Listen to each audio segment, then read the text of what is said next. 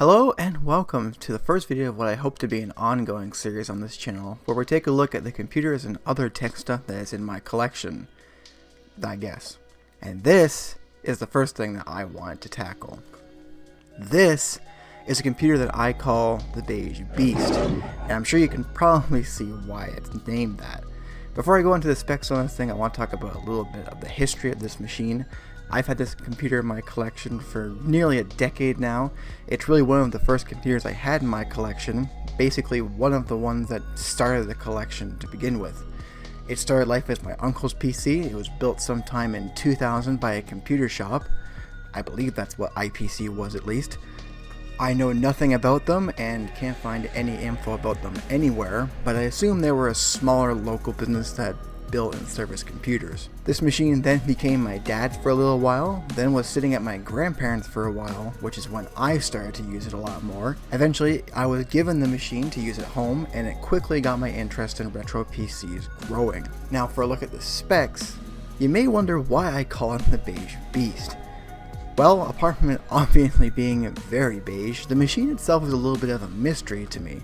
Aside from the PC builder stamped on the front, which I have no idea who they are, I also have no idea what this case is. There are no build tags, no company names on the case, nothing. So I have literally no idea who made this case, which kind of sucks because there's clearly meant to be a door covering the 5¼ inch expansion bays up front, which has been missing for as long as I've ever known the computer. And then there is the motherboard, a Houston MB M869C. There is basically no information on these boards online. Googling this model of board brings up only one result pertaining to the board itself, which is an old eBay listing of the board, which thankfully had things like the chipset listed, so I was able to find drivers for it relatively easy. But other than that eBay listing, I found basically no other info on this board. Thankfully, the rest of this machine's specs are pretty straightforward. Powering the whole thing is a 750 MHz Pentium 3 paired with 128 MB of RAM, and for the moment at least, a Voodoo 5 5500 as the video card and a 40 GB Maxstar 5400 RPM hard drive. With that in mind, we might as well get into what I want to do with this machine. Recently, the thing I've been doing with my collection is turning them all into what I call time capsules. What the hell is a time capsule? Well, to give you a good example, here are two computers from my collection, a Sony Vaio VGC RC320p and a Dell XPS M1330, and both are time capsule rigs in my collection. Essentially, when I make a time capsule, my goal is to try to restore the machines back to factory spec, and then have them set up to emulate a specific time period, say 2008 for the Vaio and 2009 for the Dell. I install the OEM versions of Windows on them, then get to work installing period software, stuff like web browsers, antivirus, Microsoft Office, and whatever else. And finally, if I actually feel like connecting them to the internet, set them up with the OldNet proxy, which, for those who don't know what that is, it's essentially a direct line to the Internet Archive's Wayback Machine, and directly accesses the archive's websites instead of going through the Internet Archive's browser. This means that older machines with older browsers can actually just access the archive websites for maximum immersion, if you're into that kind of thing, like I am.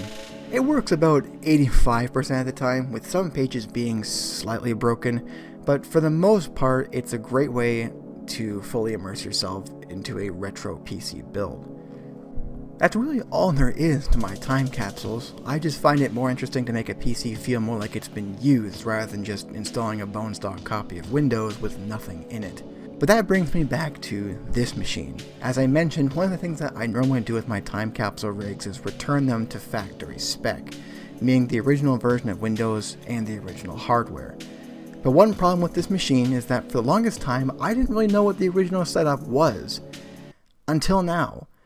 When I was recently inside the case, I noticed a sticker, and what that sticker was the original spec sheet for the machine.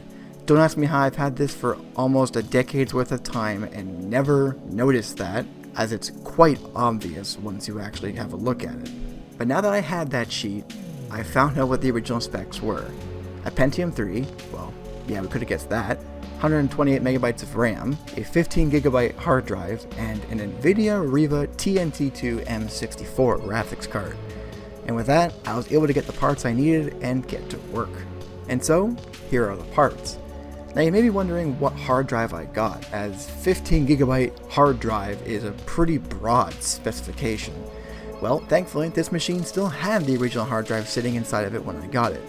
This is a Fujitsu MPG 3153AT. Even though it was in the computer, it was never actually hooked up, and the one time I tried it, it was very clear that the drive was no good. In fact, the drive that's in there right now is also no good, which is one of the main reasons I decided to embark on this adventure. But thankfully, I have a replacement. This is a Fujitsu MPF 3153AT. It's very nearly the same drive with one small difference. The MPG is an ATA 100 interface, whereas the MPF is an ATA 66. Basically meaning that the potential max transfer rate is 100 megabytes per second on the MPG, and the MPF having a maximum transfer rate of 66 megabytes per second. It's really not a huge deal though, since they're not likely to ever reach that speed anyway, with most hard drives hovering around 35 to 40 megabytes per second on average. And here's the graphics card, the Riva TN22 M64 in 32 megabyte configuration. Part of the reason I went with the cheapest was not only because it was, well, cheap, but also because I'm kind of skeptical as to the performance I can get out of this card. The M64 was the entry-level TNT2, and it's definitely a decent bit less powerful than the Voodoo 5 that's in the computer right now. So I am just interested to see if it will play games well enough to keep. This machine is really going to be only used for mid to late 90s gaming, basically everything that came out before this card did. So I have at least a little faith that it should be able to handle games well enough, and if it doesn't, then I'll just have to find a suitable replacement for it. Anyway, with all that out of the way, I guess we might as well go ahead and get those parts in there.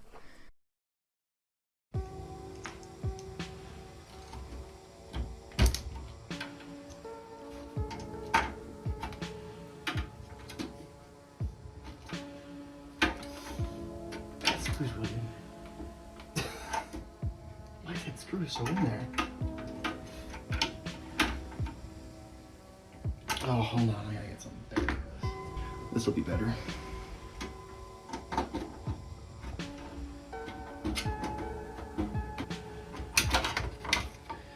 There's the mighty Voodoo 500.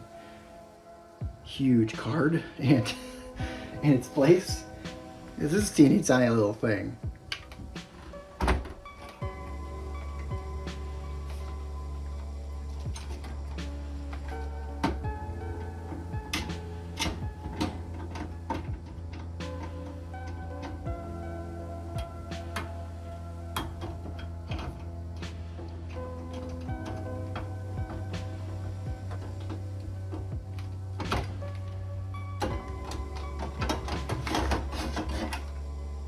There she is, the old Maxter. Made in December of 2002. It almost lasted 20 years. Very close.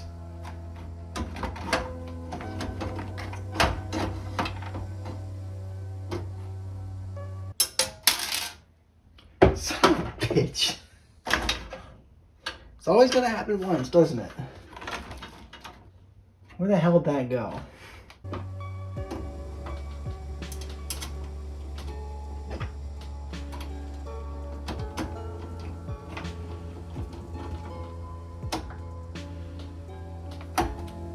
Alright, well, I guess we can hook her up and see what happens.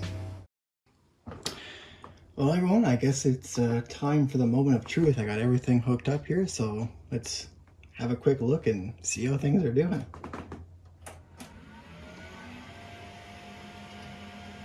I can definitely hear that drive spinning up.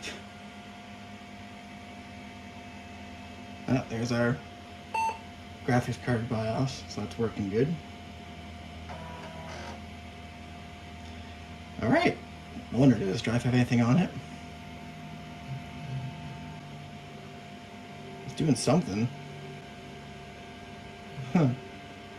What is this? We do have an install Windows on here. Let's see what's on there, I guess. What language is this? French? Looks like French.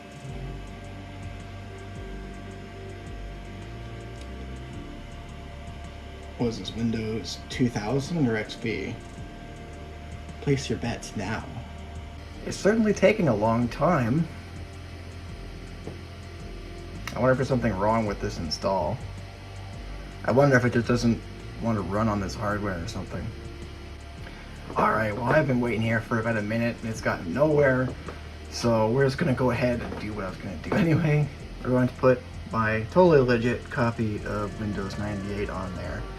The OEM version, which I have yet to actually get to install correctly. So we're going to go ahead and stick her in.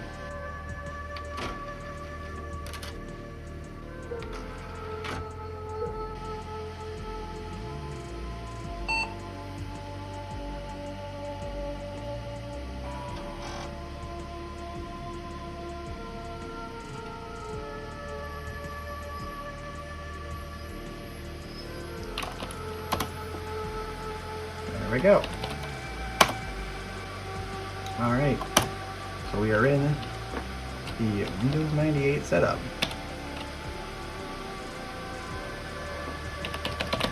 Okay, now it's frozen. What's up? Yeah, I can't do anything. That's not good. I'll speed through it, see if we can do it really fast.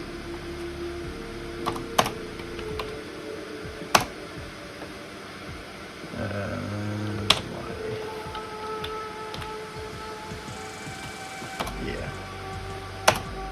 Do that. Alright, moment of truth, I guess. We'll see how she does with the format.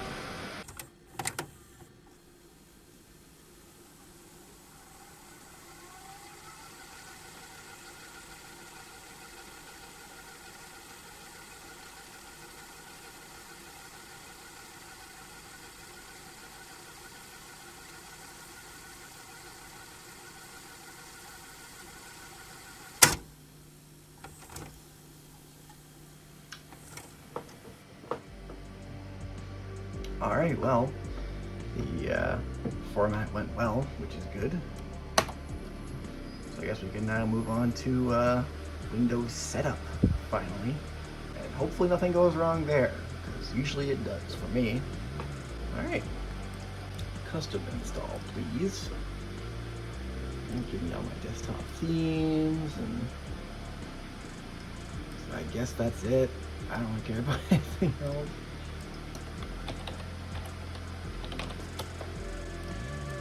Alright, well, I'll be back when that's done, I guess.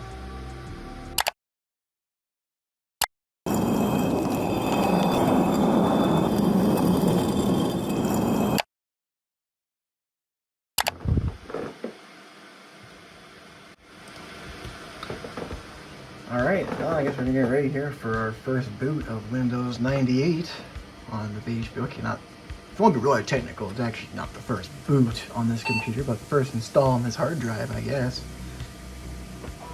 As far as I know, I don't know what this hard drive would have had on it originally.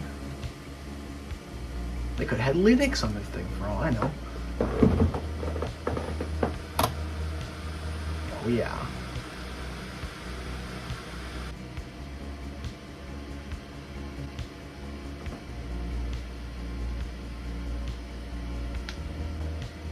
Alright, I think after this we should just boot directly into Windows 98. I think is where it should pick up for the install anyway.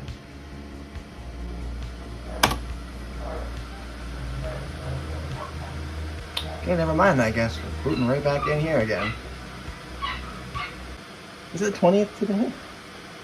Is it 420? Oh my god, it's 420, I didn't even know it.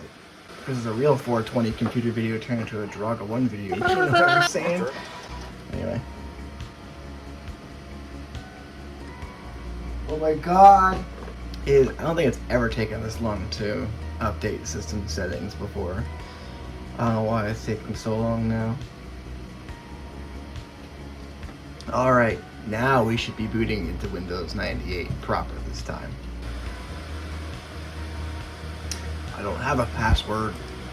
I don't think we have sound card drivers going. Nope.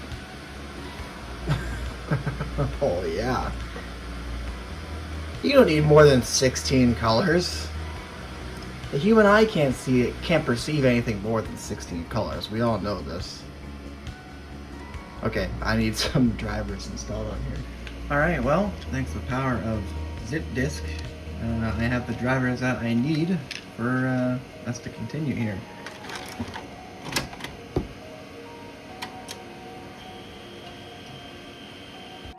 Alright, so not really a whole lot going on as far as drivers go for this machine at the moment. We'll copy some stuff over here. So this is the motherboard drivers, this is our Sound Blaster drivers, and this is the drivers for the Reba TNT2.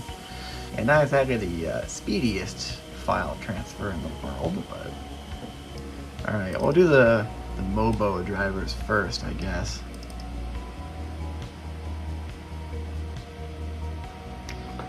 Yeah, get me started. Alright, so we have our Mobo drivers on there. God, oh God, go away. Okay, let's get some sound going. Because sound's always nice. What do you mean? Oh, I see. So this is not the drivers that I want then. Okay. I'll be back with some Windows 98 live drivers, I guess. Alright, I think I've gotten the correct drivers this time, so we'll find out here in a second. There it is, Creative Multimedia Interface. And I feel like there should be like a creative software suite for this, isn't there? For Sound Blaster Live, there should be software for it, I think. Could be wrong. Okay, we still don't have sound. Okay, I was warned this driver wouldn't work right off the bat, so I guess we're gonna try again and see what happens. Find another driver for it. Okay, so I finally did find the driver that was needed, but I'm going to have to install some USB drivers for 98SE. So I can use a flash drive, because the drivers I found are on a retail driver disk that's about 300 and something megabytes, which is, well, that's about triple the size of what can fit on the zip disk, and I'm not going to use up one of my CDs just for that. So if I can use a USB for it, then we'll try that. USB drive should work now. Find it. Quick look. Nothing has popped up. I know this is the zip drive, I believe. Yeah, it's just a zip drive. The USB drive doesn't even light up, so that's a weird issue. I have one last idea. Well, after fiddling around with it for a little bit, I still cannot get USB drives to be detected. I find it kind of weird that it doesn't work, because I know for sure that I used to be able to use USB drives in this machine, because well before I had a zip disk drive in this computer, I definitely was using USB sticks a lot. I didn't have a whole lot of CDs to spare,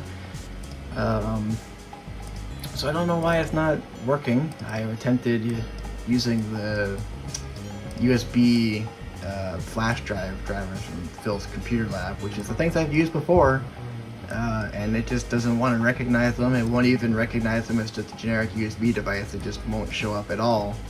So I'm not exactly sure what to say about that, so I guess I'm just gonna have to sacrifice a CD, and I might as well just make an entire driver's disk for this computer, so I can just have everything on one disk. Well, my main computer doesn't have a disk drive at all, so thank God I actually have other machines in my collection to do this with.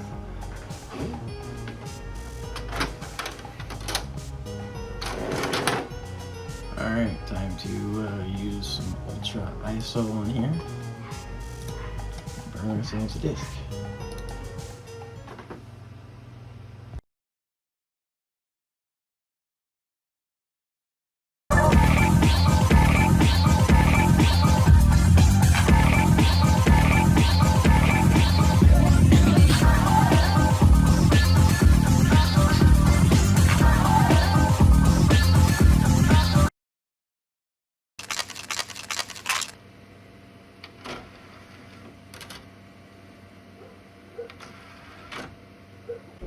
There she is, right there. Perfect. Son of a bitch. Always something. Okay, I guess I need Windows Installer 2.0 on here, don't I? Okay, I'll be back. Alright, let's get Windows Installer 2.0 installed, I guess. Good lord. Okay. Now let's try daemon tools. Aha, there we go. Whoa. Whoa. I feel like this would have been way more impressive if I thought to put the graphics drivers in first. I didn't. Oh my god, this looks putrid in 16 colors. Hello? Where installer go? I feel like it should have been running something. What it was supposed to run. Keytar, launcher. Sure. Oh yeah, that's something I actually kind of want to get for this machine. Is that IR, the front panel thing. I want to get one of those. I think for this machine. I think it'll be fun. I have 2 speakers, thank you. Oh, I hear something. I think I might be still trying to output like a digital audio thing, which is apparently a problem with Windows 98. Well, that's good. Yeah, I hear something. You hear that? That white noise? I have to change some settings, I think, to fix that issue. Let's try it again, because I think that's what it wants. Okay, and now it wants the Windows 98 second edition. I think it might be trying to make some noise here, but I'm not going to hear anything. I don't think I have to fix the audio settings. Oh, I can very faintly hear it behind the white noise that's going out of the speakers. I know exactly what I gotta change to make it actually work. Just gotta get there. Oh god, all the creative bloatware and stuff is already on here. No, get out of here. No, beat it. Everybody beat it. Volume controls. There we go.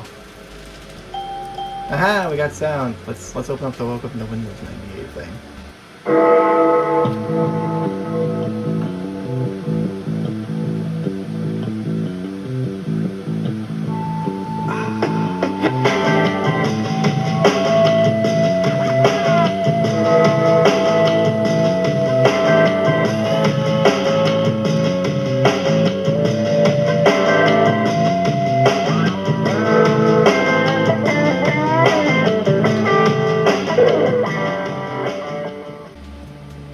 So I guess now we go ahead and get the NVIDIA drivers going, which are surprisingly lackluster in any kind of software. Yeah, oh, so nice to hear sound. And maybe when we reboot, we'll get nice pretty colors and sound. Oh yeah, it already looks better. Oh yeah, gradients. Yeah. Listen to that. Okay.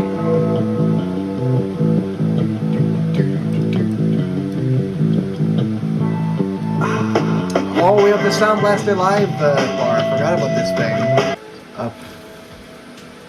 I'll keep it 16-bit. Up our resolution to like. Nah, I want to go native. That's not native, that's native. We'll go like 124 by 768. That should do fine. Oh yeah, much better. So we got all our drivers on here now, which is nice. I guess now it's also, actually I have a couple other drivers that need to go on here. I need the IntelliPoint drivers because this mouse movement's really choppy. It could be improved a bit. Let's do that, I guess. I just gotta love, by the way, all the random shit that came with a sound card. Like, look at all this. Anyway, I'll be back. 3 hours later. Can you move it along? I'm all out of time cards. Alright, well. I guess I've got most of everything I wanted to put on here. I guess the last thing I want to do here is let's benchmark Half-Life, because that's going to be like my main benchmark to see how well it runs, I guess, on here. Alright, I am back with Half-Life with the Platinum Collection, no less. There it is.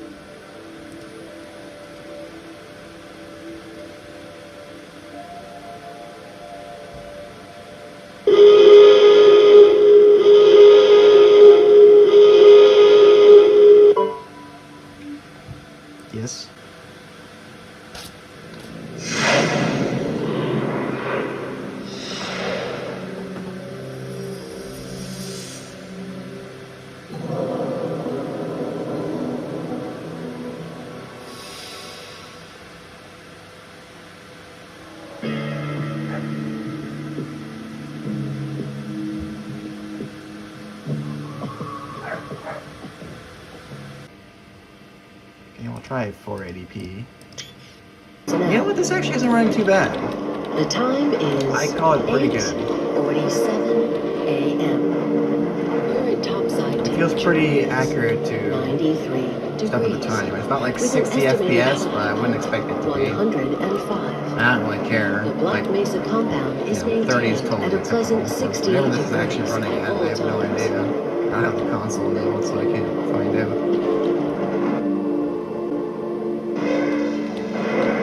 A reminder. There's one thing I do like about playing these games directly from the old CDs, though, is, hold on, is because the music tracks are actually being played directly from the CD, it doesn't get cut off when the game's loading, like it does in like the Steam version of the game. Yeah, you know, I consider this playable and fine. I want to see if I can up it to like, I'm gonna wait till I get to the end of this intro section and see if 800 by 600 is like about the same. So I consider that playable.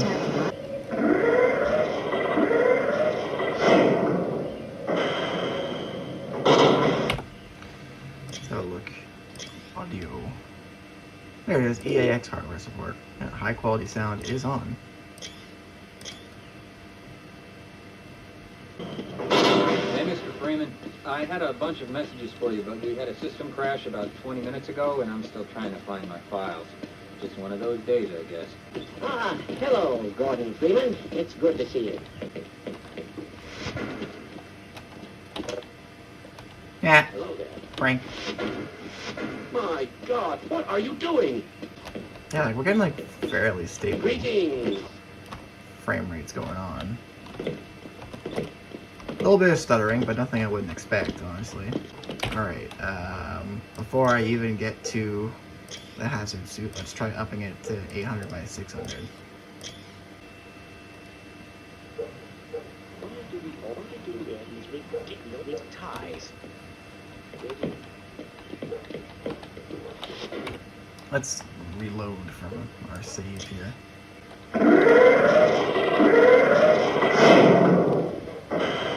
Hey, Mr. Freeman, I had a bunch of messages for you, but we had a system crash about 20 minutes ago, and I'm still trying to find my files. Just one of those days, I guess. This is all within theoretical limits. Yeah, we're getting kind of the same stars we were getting initially. You got the wrong airlock, Mr. Freeman. You know I can't let you get it. Yeah, I consider this playable. I consider this good. Go right on through, sir. Looks like you're in the barrel today. Hello. Good to see you. Hello there. Testing. Testing. Everything seems to be in order. Arrived. Good job, Gordon. Throwing that switch and all, I can see your MIT education really pays for itself. I mean, really, they needed me to suit up so I could press a button and push a cart. This is government spending at its finest. They developed all that, all this highly protective suit, all this protective stuff just so a man could sit here and press one button that could have easily been inside the control room, and for me to push a cart that could have been on like an electrified track or something. Oops. They're from the Beige.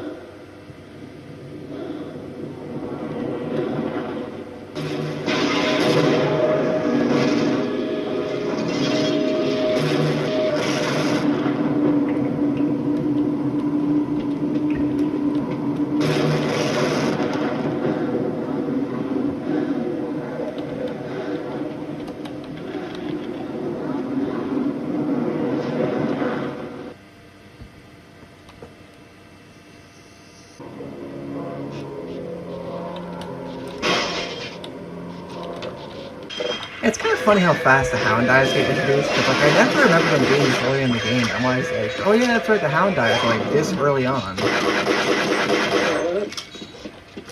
Oh, you're alive. Alright, well, I think that's about it for benchmarking Half-Life. You know what, it runs pretty good. I'd say it's actually pretty good. Like, obviously it's not what I consider the modern interpretation of like, you know, smooth. It's like this is probably running at like maybe mid 20 FPS range, maybe 30, you know, like at like good angles. But I honestly consider that playable for a retro game. You know, when it comes to these older machines, I'm really not that picky over like, you know, ooh, like 60 FPS, like native resolution crap. I like machines to run them how they would have realistically ran them at the time, and this is I kind of expect a computer of the era to run it. Probably even worse, I think, if you get something a bit, you know, cheaper. But no, I mean, at the time this would be perfectly fine, and I think I'll be fine with this graphics card. I don't know if I'm gonna want to update it anytime soon, but I think it's fine. How's it going, buddy? Yeah. So I think that'll do for this section of the video. I'm going to install pretty much everything else I want on this machine, and I guess I'll come back to you guys when I do that. So, see you in probably 2 seconds.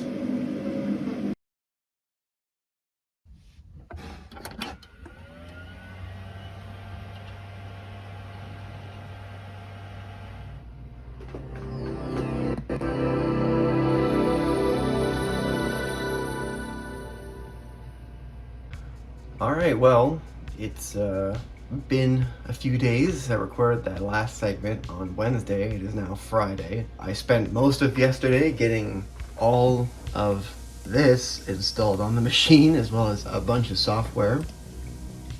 As you can see, the start menu is pretty populated with a whole bunch of random crap. We got everything from Office 97, Money 99, the Expedia Streets and Trips program. We got Photoshop 5 and Premiere 5, Adobe Acrobat. We got, of course, the quintessential After Dark 10th Anniversary Screensaver Pack. We got just a bunch of random stuff on here, crap ton of games. I've got the IntelliPoint drivers installed for the Microsoft mouse and the IntelliType drivers installed for the Internet keyboard. So now I can use the shortcut keys. Super convenient.